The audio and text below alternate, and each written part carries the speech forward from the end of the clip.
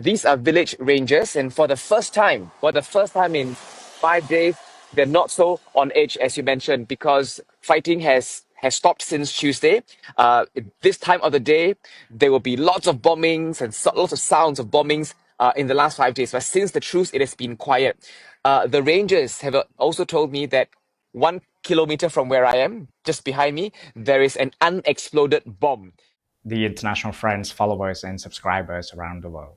Today is the 31st of July 2025.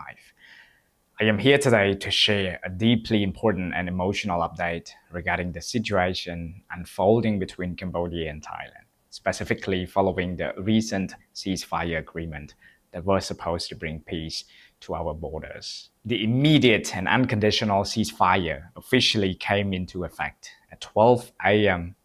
on the 29th of July 2025. This would not have been possible without the direct involvement of President Donald Trump, who personally made a phone call to our Prime Minister and the acting Thai Prime Minister. On behalf of Cambodian people, I would like to express my sincere gratitude to President Donald Trump for his quick and decisive action. His call played a powerful role in urging both sides to lay down their arms. The agreement was reached under the mediation of Malaysian Prime Minister Anwar Ibrahim during a high-level meeting in Kuala Lumpur on Monday, July 28. Now, what followed was a moment of unity and hope for millions of Cambodians. Despite some continued gunfire just before midnight, the Royal Cambodian Armed Forces showed restraint and discipline, strictly following orders to remain calm. At the same time, millions of Cambodians, including myself, were anxiously counting down the final minutes, hoping and praying that peace would finally return. We had waited patiently, holding our breath as each second passed, placing our full trust in the ceasefire agreement. And finally, when the clock struck midnight, the guns fell silent. By the time the ceasefire took effect, peace had returned, at least for that moment. On July 30th, just a day later, military attaches and diplomats from 13 countries, including the United States and China, visited the ANZES border checkpoints in Preah Vihear province. They were there to observe the ceasefire implementation. At the site, they were briefed by Major General Chan Supetra, who confirmed that the Cambodian military was strictly honoring the ceasefire agreement, standing down as ordered, respecting the truce reached between both governments. But then a heartbreaking and outrageous incident occurred that has left us all in disbelief. It was reported that 20 Cambodian soldiers were captured by Thai troops after the ceasefire had already come into effect. Of these 20, one managed to escape.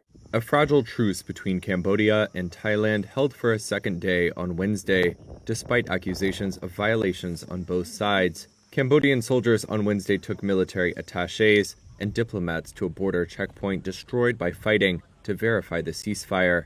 Just hours earlier, Thailand's military accused Cambodian forces of breaching the truce at 3 separate locations along the disputed frontier, which the Cambodian government denied. During the checkpoint visit, Cambodian military officials told foreign observers that Thailand had breached the ceasefire multiple times, including illegally capturing 20 Cambodian soldiers. A spokesman for the Thai government said its military was currently holding 18 Cambodian soldiers who it said had surrendered, and said they were being adequately provided for. Let me emphasize this. The capture happened after the truce had begun. This is a clear violation of the ceasefire and a direct insult to the peace effort that so many worked hard to establish. In response, the Cambodian government formally requested the immediate return of all captured troops. But as of today, the 31st July 2025, our soldiers have not been released. To our shock and confusion, just several hours ago, a statement was released from the Thai military saying that the detained Cambodian troops will be returned home after legal procedures are completed. I'm so speechless.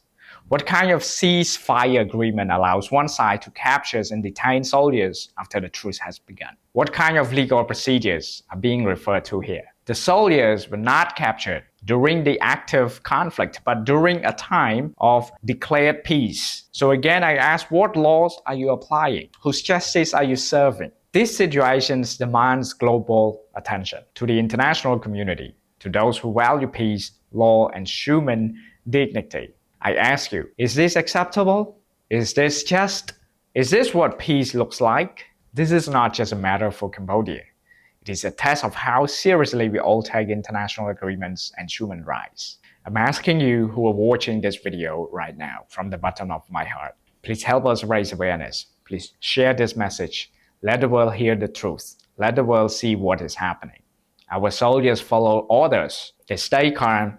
They respected the ceasefire, and now they are being held against their will. This cannot be ignored. Thank you very much for your time and support.